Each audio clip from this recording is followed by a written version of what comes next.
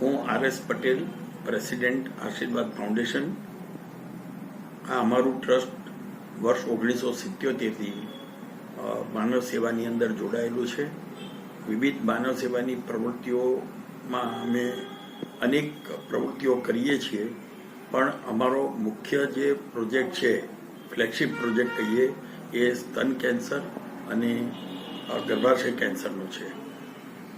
સ્તન કેન્સર એક એવો રોગ છે કે જે જીનેટિક કારણોના કારણે પણ થઈ શકે, એટલે કે વારસાગત કોઈક આગળના વડીલને થયો હોય તો પણ એનો અહીંયા અંશ દેખાય. પેસ્ટિસાઇડ્સ બજારમાં જે નાખવામાં આવે છે, ખોરાક, શાકભાજી, એના કારણે પણ આ થઈ શકે છે. ઇમ્યુનિટી ઓછી હોય એના કારણે પણ થઈ શકે છે.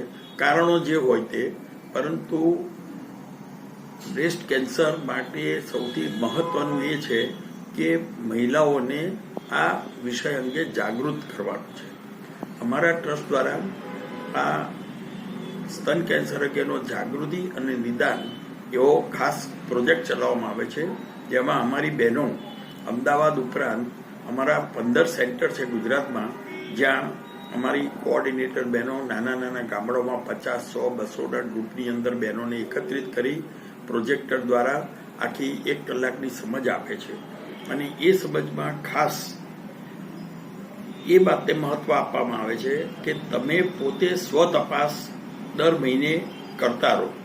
માસિકના 5મા દિવસે આ સ્વ તપાસ એવી રીતે કરવી જોઈએ કે તમારા નિપલમાંથી કોઈ પ્રવાહી આવતું હોય, કે બ્રેસ્ટના ઉપર કોઈ લાલ ચકામું પડ્યું હોય, કે બ્રેસ્ટને અમુક રીતે તમે તપાસો, એની અમે બુકલેટ આપીએ છીએ, તો એમાં કોઈ જગ્યાએ ગાંઠ દેખાય તો ગાંઠ જેવું તમને ફીલ થાય તો તરત જ તમે ડૉક્ટર જોડે જાઓ, મેમોગ્રાફી, સોનોગ્રાફીના ટેસ્ટ કરાવો.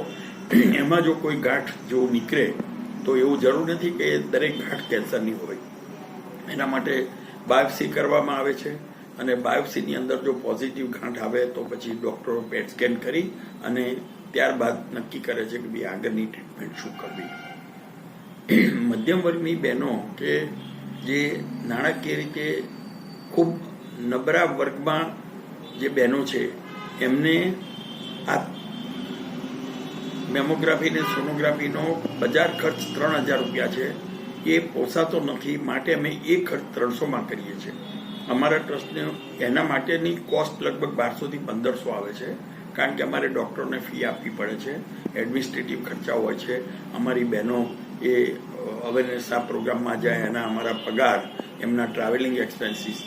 પણ એની સાથે સાથે અગત્યનું એ છે કે અમે મહિલાઓને કહીએ છીએ કે ભાઈ તમને જો કોઈ કારણસર ક્યાંય પોઝિટિવ કેન્સરની ગાંઠ નીકળે કે કોઈ બીજું કેન્સરનું દર્દ સ્તન સાથે સંકળાયેલું મળે તો તમે કોઈ પણ જાતની ચિંતા કરતા નહીં, કારણ કે એની ટ્રીટમેન્ટ, સર્જરી, કેમોથેરાપી, રેડિયેશન, દવાઓ ખૂબ મોંઘી છે.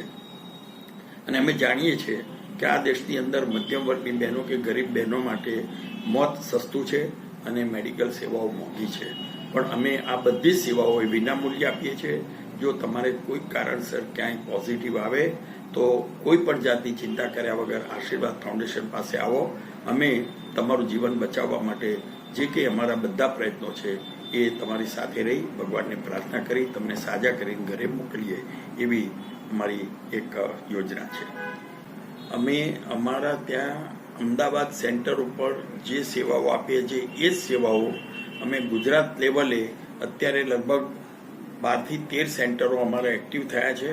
પાલનપુર, પાટણ, મહેસાણા, ઊંઝા, સિદ્ધપુર, નડિયાદ, વડોદરા, ભરૂચ, અંકલેશ્વર, દાહોદ, સુરત અને રાજકોટ.